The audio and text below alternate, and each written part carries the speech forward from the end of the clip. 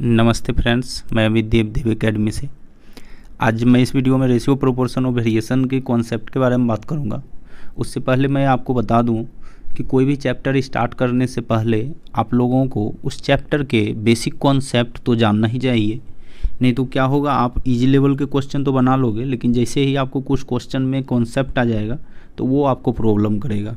तो आप basic concept ज़रूर जाने हर एक चैप्टर का। तो सबसे पहले हम इसके कॉन्सेप्ट रेशियो के स्टार्ट करते हैं। तो यहाँ आपको रेशियो, प्रोपोर्शन और वेरिएशन चैप्टर की स्टार्ट है। तो रेशियो को डिफाइन करना है। तो रेशियो है क्या? Comparison between two quantities. याद रखिएगा, जब हम दो क्वांटिटीज़ की तुलना करते हैं तो उसको हम क्या बोलते हैं? रेशियो। और वो क्वांटिटी जो होना चाहिए सेम काइंड का।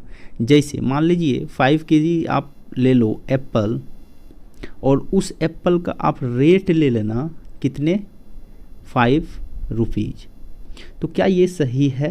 नहीं, इसका रेशियो कभी नहीं हो सकता है, क्योंकि क्वांटिटीज़ अलग हो गया। एक हमने प्राइस लिया, एक अमाउंट लिया, एक वेट लिया, एक प्राइस लिया।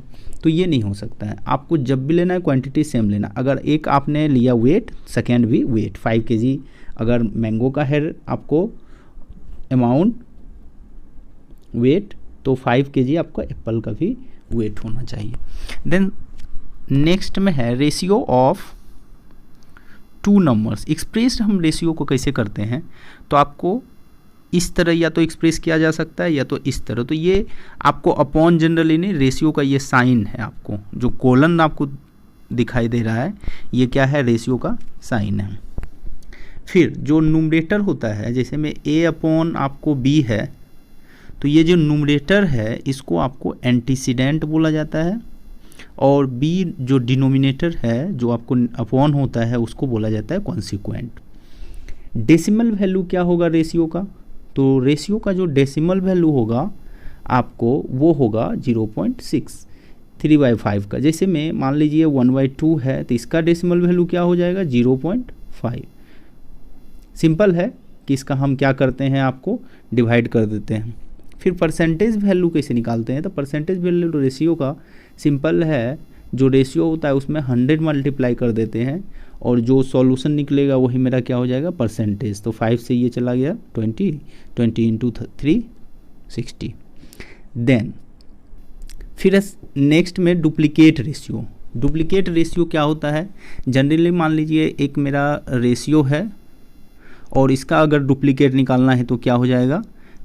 a² ratio b²। ये मेरा क्या हो गया? Duplicate of ratio a/b। तो सब डुप्लीकेट फिर क्या होता है? सब डुप्लीकेट होता है ratio of square root of ratio. तो a का square root, then square root of b। जब हम किसी भी रेशियो का स्क्वायर रूट निकाल दे दोनों का, तो वही मेरा क्या हो जाएगा? उसका रेशियो बन जाएगा आपको sub duplicate ratio. Then next duplicate ratio क्या होता है? जब रेशियो मान लीजिए a और b मेरा रेशियो है, और उसका हम क्या कर दें?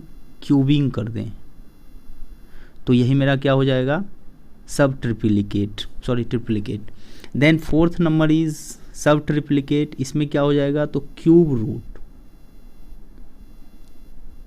किसी भी रेशियो का जब हम क्या कर देते हैं? क्यूब रूट कर देते हैं, तो वही मेरा हो जाएगा सब ट्रिप्लिकेट।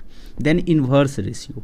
रेशियो आपका ए बी है, मान लीजिए ए रेशियो बी है, ए रेशियो बी है, और जब हम इसी को अपोजिट कर दें, जैसे ये क्या लिख सकते हैं? ए अपॉन बी। इसको हम लिखते हैं बी अपॉन ए, तो ये हो जाएगा बी रेशियो ए। तो ये अगर हो जाए आपको, तो ये आपका इक्वल नहीं होगा, देन तो inverse ratio B upon A हो जाएगा। Then compound ratio. Compound ratio simple है। अगर मान लीजिए दो रेशियो है, A ratio B and C ratio D है, तो कंपाउंड रेशियो इसका जो बनेगा वो बनेगा ए सी और बी डी। क्यों? तो ए सी और आपको क्या है? आपको पहले से है सी डी। तो दो रेशियो है, इसको कंपाउंड बनाने के लिए हमने क्या किया? आपको इसको और इसको मल्टीप्लाई कर दिए, तो ये कंपाउंड रेशियो हो गया। देन रेशियो का हम कंपैरिजन कैसे करते हैं? तो कंपैरिजन ऑफ रेशियो में आपको याद रखना है कि डायरेक्टली अगर कोई न्यूमरेटर से न्यूमरेटर वैल्यू या डिनोमिनेटर से डिनोमिनेटर का रिलेशन हो जाए, रिलेटेड हो जाए, वो डायरेक्टली प्रोपोर्शनल हो सकता है या प्रोपोर्शनल हो, जो भी हो, उस रेशियो का कंपैरिजन को हम क्या बोलेंगे, कंपैरिजन ऑफ रेशियो। जैसे मान लीजिए 1/2 है और 1/3 है, इसमें कौन बड़ा है कौन छोटा है, इसका कंपैरिजन करेंगे, तुलना करेंगे तो ही हमें पता चलेगा। तो यही है कंपैरिजन ऑफ रेशियो। तो फर्स्ट नंबर आप देखो, फर्स्ट नंबर आपका क्या है, जब न्यूमरेटर आपका इंक्रीज कर जाए, न्यूमरेटर ये आपको डिक्रीज है, यहाँ मान लीजिए 1/3 आपको फर्स्ट में लिखे हुए, सिंपली है, मान लीजिए 1/3 है और 1/2 है, तो 1/3, 3 क्या हो गया मेरा डिनोमिनेटर, डिनोमिनेटर क्या है यहाँ पर इंक्रीज है और यहाँ पर क्या है इंक्रीज है। तो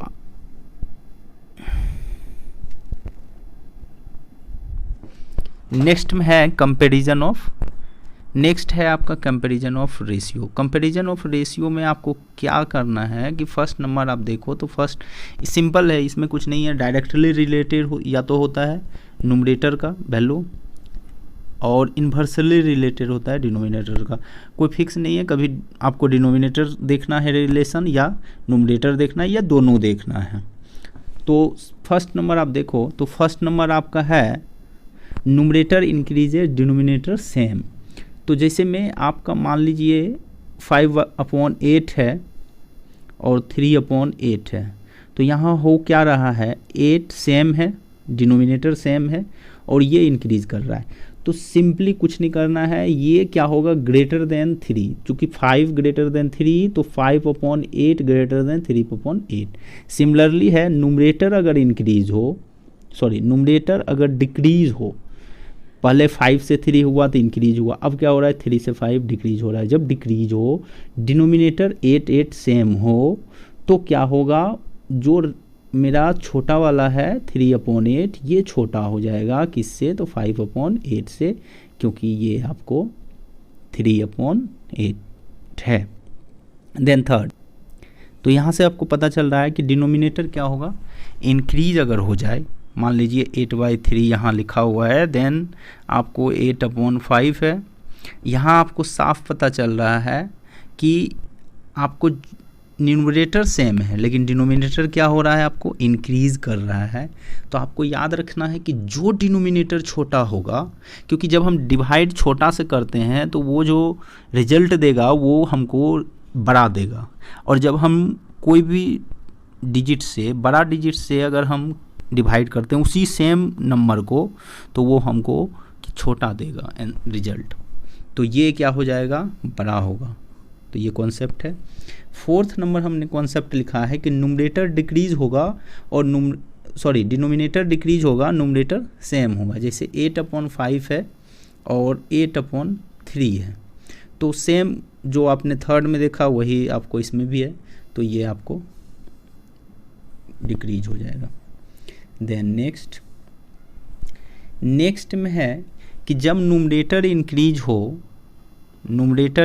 हो, 3 से 5 क्या कर रहा है, इंक्रीज कर रहा है, और डिनोमिनेटर भी डिक्रीज हो, ध्यान दीजिएगा, न्यूमरेटर क्या हो आपको इंक्रीज हो। ये डायरेक्ट कॉन्सेप्ट है, कभी भी कंपेयर में ये बहुत आपको फ़ायदा पहुंचाएगा। जब ये आपको क्या हो रहा है, इंक्रीज हो रहा है, ये क्या हो रहा है, आपको डिक्रीज हो रहा है। अगर न्यूमरेटर इंक्रीज डिनोमिनेटर डिक्रीज हो, तो आपको याद रखना है कि जो न्यूमरेटर आपको छोटा था वही छोटा हो जाएगा, दोनों अगर हो रहा है केस। देन अगर न्यूमरेटर डिक्रीज हो रहा है, नेक्स्ट में न्यूमरेटर डिक्रीज हो रहा है, न्यूमरेटर इंक्रीज हो रहा है, तो आपको जो न्यूमरेटर डिक्रीज हो रहा था, जो न्यूमरेटर आपको डिक्रीज हो रहा था वो इसमें बड़ा हो जाएगा। इंक्रीज हो रहा था छोटा हो जाएगा न्यूमरेटर, लेकिन डिक्रीज हो रहा था तो बड़ा हो जाएगा। बस इसमें दोनों केस होना चाहिए, न्यूमरेटर डिक्रीज और न्यूमरेटर इंक्रीज। सॉरी, ये न्यूमरेटर नहीं, ये डिनोमिनेटर होगा, यहाँ डिनोमिनेटर लिख लीजिएगा। देन दो केस और है जिसमें है कि न्यूमरेटर डिक्रीज है, डिनोमिनेटर भी डिक्रीज। अगर दोनों डिक्रीज कर जाए तो ऐसे केस, या दोनों अगर इंक्रीज कर जाए तो ऐसे केस के लिए आपको 3 मेथड हम बताए हैं। तीनों मेथड का यूज किसी भी मेथड से यूज कर सकते हो और कंपेयरिंग रेशियो निकाल सकते हो। जैसे में मान लीजिए यहाँ पर हम सिंपल से एक एग्जांपल लेंगे। एक एग्जांपल लेते हैं 1/2 और 1/3। इसमें ऐसा नहीं है कि हमने दोनों तरह से लिया है कि ऊपर वाला सेम ही है तो वो डायरेक्ट आपको कर सकते हो, बट हम यही 3 मेथड से अगर चाहें तो किसी को भी हम सॉल्व कर सकते हैं। तो सिंपली हम क्या करेंगे, क्रॉस कर देंगे। अब क्रॉस करोगे तो क्या होगा, ये हो जाएगा मेरा 3 और ये मेरा हो जाएगा 2। तो आपको देखो 3 क्या हो रहा है, इंक्रीज हो रहा है, तो इसका मतलब 1/2 जो है वो मेरा क्या होगा, इंक्रीज करेगा। तो ये मेथड हो गया cross multiplication. Then second method अगर आप देखिए तो डिनोमिनेटर इक्वेट कर देना है। तो जैसे 1/2 है और 1/3 है, इसका अगर हमको निकालना है तो क्या करेंगे, हम 2, 3 का एलसीएम ले लेंगे। तो एलसीएम 6 हो गया। तो इसका मतलब यहाँ आ गया 3 और कोमा लगा दीजिए तो यहाँ हो गया 2। तो 3/6 जो है वो इंक्रीज है, तो इसलिए 1/2 मेरा हो जाएगा increase. Then method third, ratio change into decimal. तो हम क्या करेंगे, जैसे एक मेथड और है 1/2, 1/3, इसको हम क्या करेंगे, डेसिमल में चेंज करेंगे। तो 1/2 को हम क्या लिख सकते हैं, 1/2 को 0.5 लिख सकते हो आप। और 1/3 को हम क्या लिख सकते हैं, 0/33 समथिंग। तो इसका मतलब ये इंक्रीज है तो ये भी इंक्रीज हो जाएगा, सिंपली है। नेक्स्ट में है प्रोपोर्शन। प्रोपोर्शन जनरली क्या होता है आपको, तो इक्वल, जब रेशियो मान लीजिए A/B है और C/D, अगर ये दोनों इक्वल हो जाए तो इसका मतलब ये क्या है, मेरा प्रोपोर्शन है। प्रोपोर्शनल को जो हम डिनोट करते हैं, रिप्रेजेंट करते हैं, इस तरह करते हैं। सिंपली है A/B, इसका मतलब हो जाता है C = C/D। देन जो AB का टर्म यहाँ पर आप देख रहे हो, AB, यहाँ से A और D लीजिए, सॉरी, A और D, इसको बोला जाता है एक्सट्रीम। जो A और D है उसको बोला जाता है एक्सट्रीम, और BC जो है उसको बोला जाता है आपको मीन। BC जो है इसको मीन बोला जाता है एंड AD को एक्सट्रीम बोला जाता है। जब हमको एक और इसमें आपको प्रॉपर्टीज़ है, प्रोडक्ट ऑफ एक्सट्रीम, इसका मतलब AD = BC, ये आपको एक प्रॉपर्टीज़ है। तो product of extreme = product of means. अगर 4 आपको टर्म है, इन चारों टर्म को क्या बोलते हैं, ABCD, इसको बोलते हैं प्रोपोर्शनल। इसको बोला जाता है आपको प्रोपोर्शनल, और इसको हम इस तरह लिख सकते हैं, ये तो पहले ही बताया है। 3 टर्म जो ABC होगा उसको भी हम प्रोपोर्शनल बोलेंगे। अगर 3 टर्म मेरा दिया हुआ है मान लीजिए, और उसको हमको प्रोपोर्शनल में लिखना होगा, तब हम इस तरह लिख सकते हैं, A = B प्रोपोर्शन B/C। फिर टाइप्स ऑफ प्रोपोर्शन में सबसे पहले है कंटिन्यूड प्रोपोर्शन। कंटिन्यू प्रोपोर्शन में क्या होता है, जब हम उसको कंटिन्यू कर दें तो रेशियो क्या होता है, जैसे A/B कर दिए, फिर मान लीजिए ये अपॉन हो गया B/C, फिर C/D। तो हो क्या रहा है, ये B जो है यहाँ भी आ रहा है, फिर से C यहाँ, फिर C यहाँ, तो ये कंटिन्यू चल रहा है। तो कंटिन्यू जब चलेगा तो उसको हम कंटिन्यूड प्रोपोर्शन बोलते हैं। Then next mean proportion. Mean proportion क्या होता है, मीन मतलब आपको पता है कि एवरेज होता है। तो यहाँ पर हमने जब मीन प्रोपोर्शनल आप लोग को लिखाए थे तो प्रोपोर्शनल चेंज हो जाता है, आपको ये याद रखना है। प्रोपोर्शनल चेंज होके वो कंटिन्यू प्रोपोर्शन में बदल जाता है। जब कंटिन्यू प्रोपोर्शनल होगा तो सिंपल है, यहाँ से आ जाएगा B² आपको AC। जो मीन प्रोपोर्शनल होगा वो हो जाएगा B² = AC। थर्ड प्रोपोर्शनल क्या होगा, थर्ड प्रोपोर्शनल होगा 2 नंबर्स का, उसको C। क्यों, तो इसको जब हम लिखते हैं तो मान लीजिए A/B बी अपॉन सी या सी। तो जब हम थर्ड प्रोपोर्शनल की बात करेंगे तो यहाँ से मेरा थर्ड प्रोपोर्शनल क्या निकल के आएगा, ये सी का जो वैल्यू होगा वही मेरा क्या होगा आपको थर्ड प्रोपोर्शनल। फोर्थ प्रोपोर्शनल क्या होगा, फोर्थ प्रोपोर्शनल आपको ये डी जो है ये फोर्थ प्रोपोर्शनल होता है properties of ratio and proportion. तो यहाँ से आप फर्स्ट नंबर देखिए, फर्स्ट नंबर क्या है आपको ए अपॉन ए प्लस बी अपॉन बी और इजकल टू दिस। तो ये जो प्रॉपर्टीज आपको दिखाई दे रहा है ये प्रॉपर्टीज किसके लिए फर्स्ट होगा, सिर्फ तब होगा जब आपको रेशियो जो होगा वो इक्वल होना चाहिए। जैसे 1/2 is equal to 2/4 is equal to 6/12। अगर ये रेशियो आपको है तो इसका ऐड जो होगा वो भी आपको क्या होगा, इक्वल होगा। जैसे मान लीजिए हम सिंपली रेशियो लेते हैं 1/2 लेते हैं और 2/4 को लेते हैं, इसको आप यहाँ पर क्या कीजिए, ऐड कर दीजिए, यहाँ ऐड कर दीजिए। तो इसका क्या हो जाएगा, इसके अनुसार जो प्रॉपर्टीज़ के अनुसार होगा वो 213 एंड 426 और इसमें 2 आएगा। तो आप देखो कि सेम आ जाएगा, तो कहीं ना कहीं कोई प्रॉब्लम है नहीं क्योंकि रेशियो इक्वल हो जाएगा। तो इक्वल रेशियो में ये प्रॉपर्टीज़ तो काम कर जाएगा। लेकिन जब अनइक्वल रेशियो हो, जैसे 1/2 हो और अगर 1/3 हो, तो वो क्या करेंगे, तो हमें ध्यान देना है कि जो ये और आपको ले लो 1/2 1/3 फिर 1/4, इसका अगर रेशियो का हमको ऐड करना है तो ऊपर वाला जो होगा, याद रखिएगा जो रेशियो सम होगा उसका वैल्यू जो होगा, कहने का मतलब हुआ हमको अगर कोई पूछ दे कि 3/9 का जो वैल्यू होगा वो जो वैल्यू होगा वो हमेशा जो होगा वो लोवेस्ट और हाईएस्ट जो रेशियो है उसके बीच में आएगा।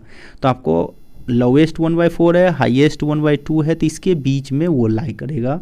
इसका मतलब ये हो जाता है 1/3 और आप देखो 1/3 लाई कहाँ कर रहा है, इन दोनों के बीच में। तो ये हो गया second properties. Then third properties क्या है, थर्ड प्रॉपर्टीज़ है कि अगर कोई रेशियो 1 से बड़ा है तो वो मान लीजिए ए से 1 से बड़ा है और एक पॉजिटिव कोई नंबर हम के ले लें, कुछ भी ले सकते हैं। जैसे मान लीजिए 1/2 जो है वो तो छोटा है, तो 1/2 हम ना लेके हम क्या करेंगे, हम ले लेंगे 4/2। तो 4/2 ले सकते हैं, तो वो 1 से क्या है, बड़ा है। तो हम अगर क्या करेंगे, हम अगर 4/ मान लीजिए के कर दें, 4/ अगर 2 कर दें और 2/2 कर दें, तो ये जो होगा वो आपको 4/2 से ये छोटा होगा, क्योंकि ये 6/4 होता है और ये आपको होता है 1/2। तो आप देख लो कि ये जो है वो छोटा हो जाएगा 2 से, जबकि हम प्लस कर रहे हैं। इसका मतलब है किसी भी रेशियो में अगर कोई भी पॉजिटिव दोनों तरफ ऐड हो तो वो रेशियो क्या होगा, जो दिए हुए रेशियो से छोटा हो जाएगा। लेकिन जब हम सब्ट्रैक्ट करते हैं तो वो जो रिजल्ट देगा वो गिवन वाले रेशियो से बड़ा होगा, वो क्या हो जाएगा, बड़ा हो जाएगा। उसी तरह सेम चीज़ें हैं कि अगर a/b लेस देन 1 हो जाएगा तब क्या होगा, अगर लेस देन रहा तब जो है ये बड़ा रिजल्ट देगा और माइनस वाला क्या होगा, रिजल्ट छोटा होगा। तो ये आपको समझना है। देन 4 नंबर क्या बोल रहा है, 4 नंबर बोल रहा है कि अगर कोई रेशियो किसी और अदर रेशियो से बड़ा हो तो जब हम उस रेशियो जो पहले वाला रेशियो है वो अदर रेशियो के आपको बड़ा होगा। कैसे, तो वो देखिए a/b है वो बड़ा होगा अगर हम वो रेशियो ऐड कर दें। ध्यान दीजिएगा, अगर वो रेशियो ऐड कर दें, क्यों, तो c+d से ये पहले से बड़ा था आपको, तो ये आपको ध्यान देना, यहाँ पहले से बड़ा है तो वो बड़ा हो जाएगा जब हम ऐड करेंगे उसी रेशियो को। देन सिमिलरली है कि अगर हम लेस देन करते हैं तो वो भी आपको लेस देन हो जाएगा। ये अगर लेस देन है तो ऐड करेंगे तो भी लेस देन होगा, अगर ग्रेटर देन है तो हम ऐड करेंगे तो भी ग्रेटर देन रहेगा।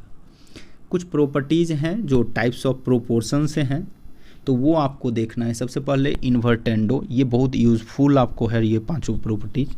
तो सबसे पहले इन्वर्टेंडो में क्या होता है कि हम जो रेशियो दिया हुआ रहता है उसको हम क्या करते हैं, जनरली आपको क्या करते हैं तो आपको इन्वर्ट कर देते हैं। तो पहले a बाई बी था, अब हमने b बाई ए कर दिया, d बाई सी कर दिया। अगर ये दोनों रेशियो इक्वल तो ये दोनों भी इक्वल होगा।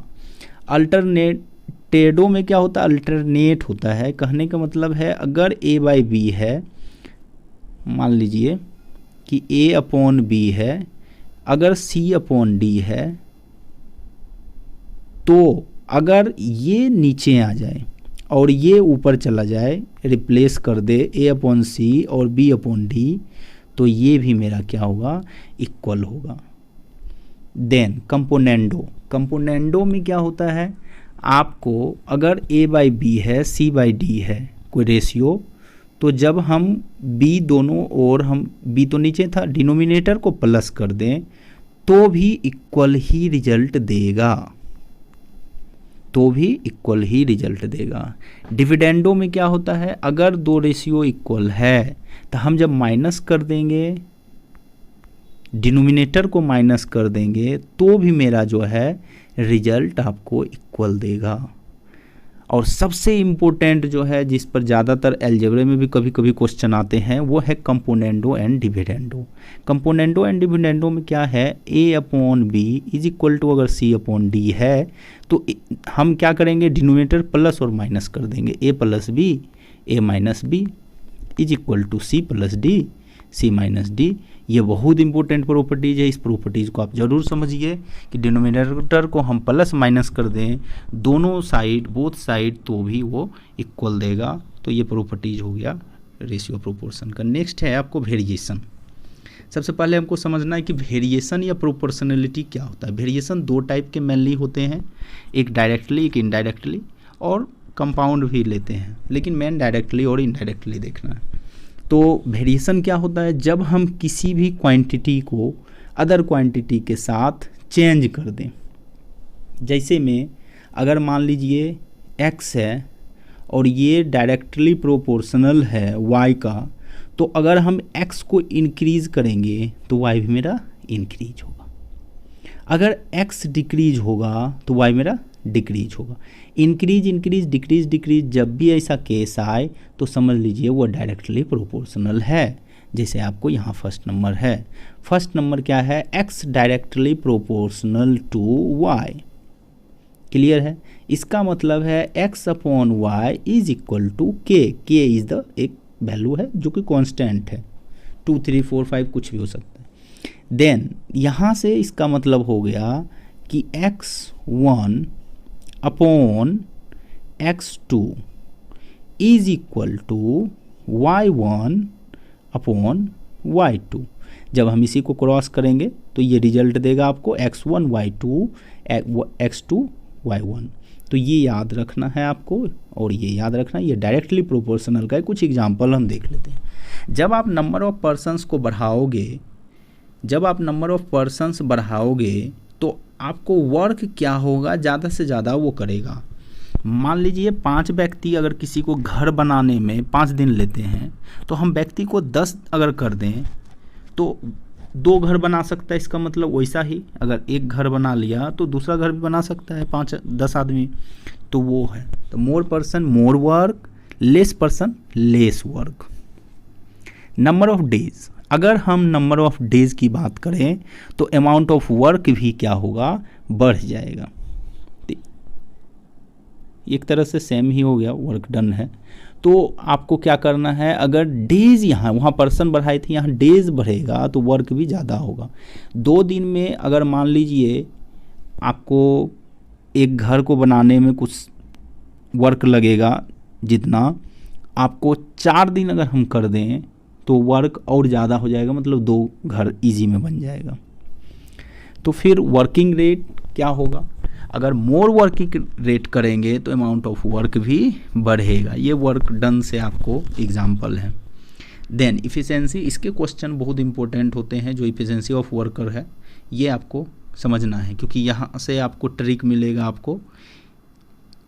अगर इफ़िशेंसी क्या होगा, याद रखना है, amount of work, amount of work का डायरेक्टली प्रोपोर्शनल होता है। आपको इफ़िशेंसी हम बढ़ाएंगे तो वर्क भी ज़्यादा होगा। इफ़िशेंसी का मतलब हो गया एक तरह से एनर्जी या ताकत। मान लीजिए किसी व्यक्ति में वो ज़्यादा ताकत हो, वो ज़्यादा काम करेगा, किसी व्यक्ति में कम है तो वो कम काम करेगा। तो लेस इफ़िशेंसी लेस वर्क, मोर इफ़िशेंसी मोर वर्क, ये आपको समझना है। देन नेक्स्ट में है इन्वर्स वेरिएशन या इनडायरेक्टली प्रोपोर्शनल। इन्वर्स वेरिएशन क्या होता है, ध्यान से देखिएगा कि जब अगर कोई भी क्वांटिटी इंक्रीज हो जाए किसकी वजह से, जब दूसरे क्वांटिटीज़ को डिक्रीज कर दे, या दूसरा क्वांटिटी, पहला क्वांटिटी डिक्रीज हो जाए, दूसरे क्वांटिटीज इंक्रीज हो जाए और दोनों में रिलेशन हो, तो वो हो सकता है। जिसका मतलब है कि एक क्वांटिटी दूसरे का डबल हो सकता है या आपको हाफ हो सकता है फर्स्ट क्वांटिटी के, या थर्ड भी हो सकता है तो थ्राइस होगा। अगर मान लीजिए एक 1/3 होगा तो दूसरा थ्राइस होगा, एक अगर 1/2 होगा तो दूसरा डबल हो जाएगा। तो इस तरह आपको चलेगा।